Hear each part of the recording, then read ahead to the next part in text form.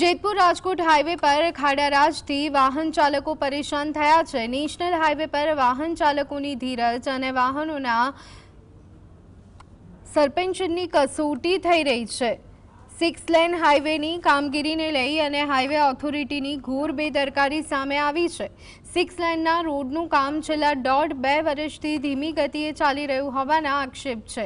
યોગ્ય ડાયવર્ઝન ન હોવાથી તેમજ બિસ્માર સર્વિસ રોડના કારણે અવારનવાર અકસ્માત સર્જાય છે। ખાડાના રસ્તા હિસાબે આ જો અમારા હાલ આ સરકાર શું કરી રહી છે અમારા હાલ આ જો ભોગમન બધી અને બાઇકવાળા મને ખાડા રસ્તામાં ઉડાડી વહી ગયો। ડાયવર્ઝન ગમે ત્યાં કાંઈ ક્યાંય બોર્ડ મને માર્યા નથી, કાંઈ ડાયવર્ઝન છે બોર્ડ માર્યા છે।